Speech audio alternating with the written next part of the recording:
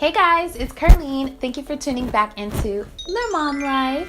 So today I wanted to share about my experience going from one child to two children. I think this video is kind of a cool video because a lot of you watching me may only have one at the moment and you're kind of wondering what it would be like to have two children. Maybe you're toying around with the idea, talking about it with your spouse. Maybe you don't have any children yet and you're waiting on your child. You're waiting for God to bless you with your baby and you're sort of just wanting some insight. So I think it's a really cool video. I know that I personally loved getting advice from other parents who kind of were, had multiple children and just kind of how they handled it and how they dealt with it.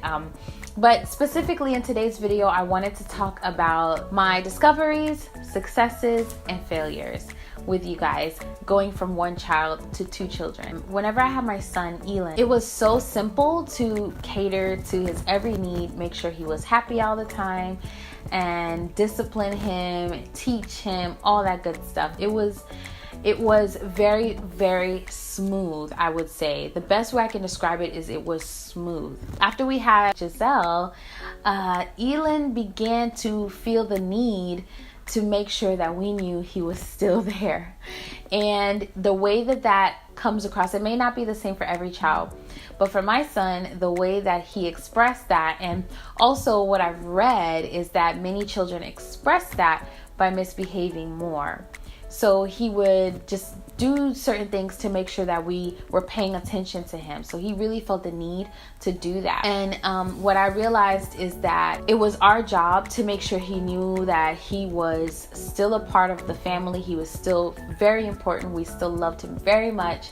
And so we kind of, in the beginning, had to establish that by just loving on him more, giving him more time and more discipline as well, so that he knew certain things wouldn't go, certain things wouldn't fly, but we loved him. And just because we had another baby, that he was still very, very important. So some of the ways I did that was all of his favorite things to do, I would make sure we were always doing those things. And even when it got tough having a newborn and juggling her needs with his needs, I made sure we were always doing Elon's favorite things, and that he knew we loved him very much. One failure that I feel like me personally I had was because I'm a stay-at-home mom. I work from home as well, but mostly a stay-at-home mom. And whenever he would misbehave, I would misinterpret. In the beginning, I misinterpreted his misbehavior.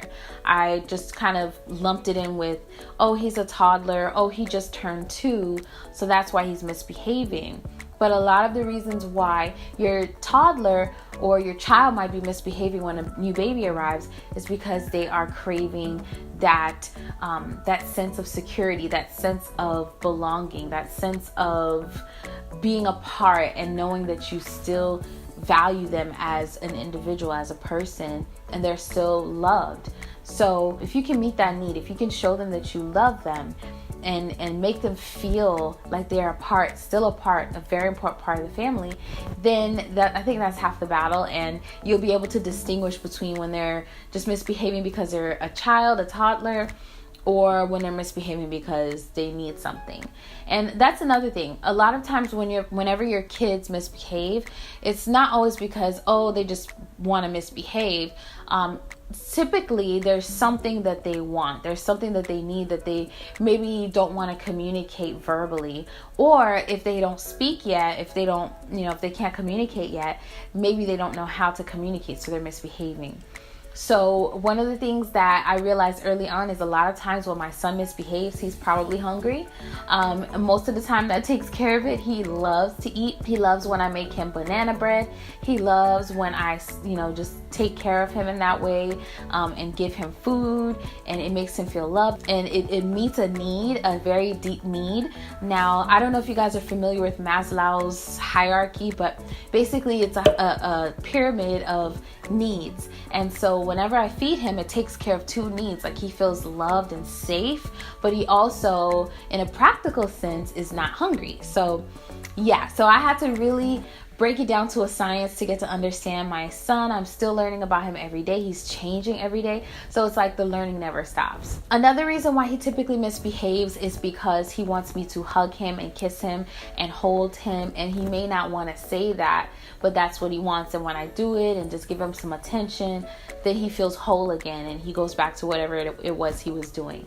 So yeah, so that was one of my failures. I would often misinterpret his misbehavior, but I think I'm doing a lot better in that area now. So another discovery of mine has to do with spending time with each child. So if you have help, if your spouse, if when your spouse gets home, you guys have enough time, or if you have family members that can help you, sometimes it's great to separate the kids. Not sometimes, but it's great to do that, period, to separate the kids and to spend time with them individually. What I was kind of sad about when my baby girl was, when I was pregnant with my baby girl was, oh man, Elin and I are not going to have our mommy and son time the way that we used to.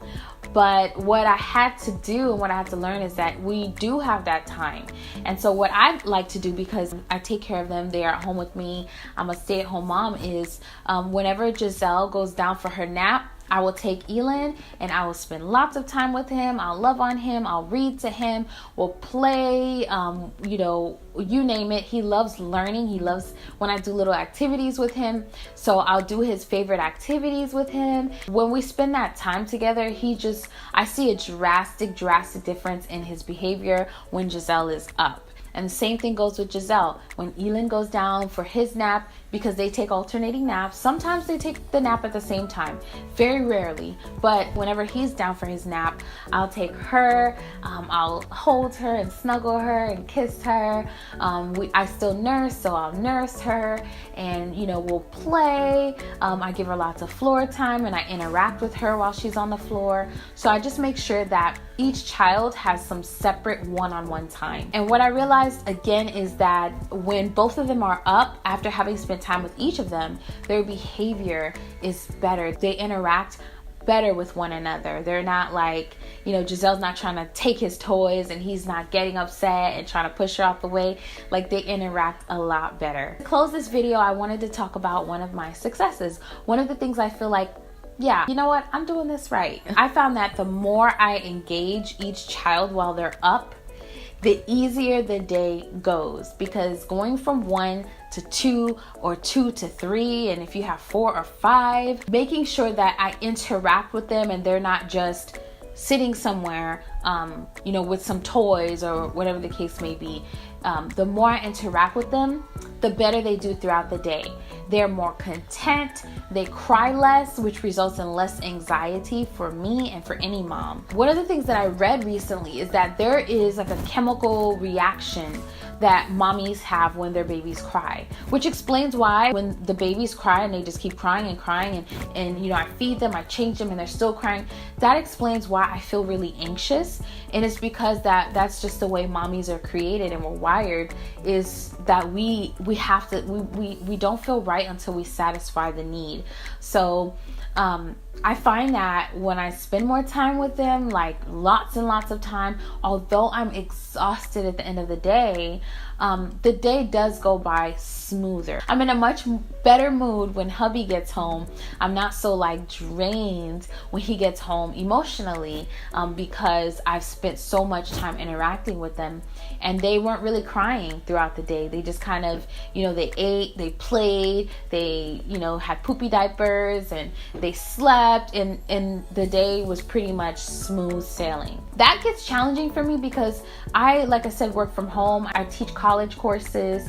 I have a business, LeMomLife, so I'm always posting content, connecting with companies and doing different projects and putting out videos like this one. So it gets really challenging for me. A lot of times I find myself up really late because being at home with your kids, that's a full-time job. There's not much time for anything else. So me trying to squeeze in these other tasks is kind of like, the best way I can describe it is, let's say I were on a 9 to 5 and I had some school assignments, and I was trying to do my assignment at my desk while I was getting phone calls and people were coming by my desk, and I had a deadline for a certain project that day. that's kind of how it is when I try to get other things done, taking care of the children, because when they're not hungry, when they're not tired, when they don't have poopy diapers, they still need me. They need that interaction. And that's why even when you send them to daycare, there's other kids, they're always doing activities, they're engaged every moment of the day. At the same time, I've never felt so fulfilled ever. Having a child and now being blessed with more than one has really, really made me feel so much more fulfilled. I feel a lot more powerful as an individual, as a person. So anyways, guys, this has been my experience so far going from one child to 2 children. Now, this video is leaving out a whole bunch of stuff, but you know, if you guys want more of these types of videos, let me know. And if there's something specific that you are wondering about, then leave it down in the comment section or message me, email me at LeMomLife@gmail.com, and I will make a video and talk about it. Also, what types of videos do you guys want to see? Because I need some ideas. I need some new ideas.